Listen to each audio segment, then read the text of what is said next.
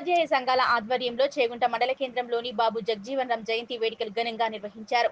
ఆయన విగ్రహానికి పూలమాలలు వేసి ఈ సందర్భంగా తాపాస్ మెదక్ జిల్లా ప్రధాన కార్యదర్శి చల్లా లక్ష్మణ్ మాట్లాడుతూ 1946లో అతను జవహర్లాల్ నెహ్రూ తాత్కాలిక ప్రభుత్వంలో మొట్టమొదటి కేబినెట్ కార్మిక మంత్రి అని, అతను 1971 ఇండోపాక్ యుద్ధం జరిగిన సమయంలో భారత రక్షణ మంత్రిగా ఉన్నారన్నారు. దాని ఫలితంగా బంగ్లాదేశ్ ఏర్పాటు జరిగిందని, భారతదేశంలో హరిత విప్లవం, భారత వ్యవసాయాన్ని ఆధునీకరించడంలో అతను దేశానికి గొప్ప సహకారం అందించారన్నారు.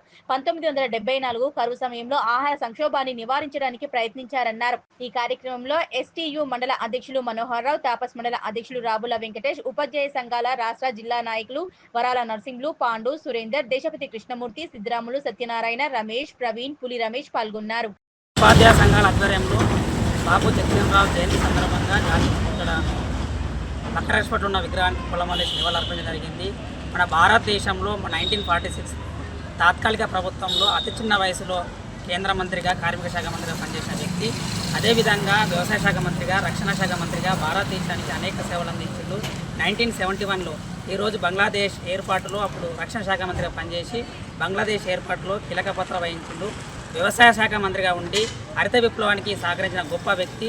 అదేవిధంగా బడుగు బలహీన వర్గాల వ్యక్తిగా 40 ఏళ్ళు వివిధ కేంద్ర మంత్రులు వివిధ పదవుల్లో కొనసాగి భారతదేశానికి అనేక సేవలు అందించారు. కాబట్టి ఆయన సేవలను, అదేవిధంగా ఆదర్శాలను ఆదర్శంగా తీసుకొని ముందుకు రావాల్సిన అవసరం ఉందని ఈ సందర్భంగా అతన్ని గుర్తు చేసుకోవడం జరిగింది.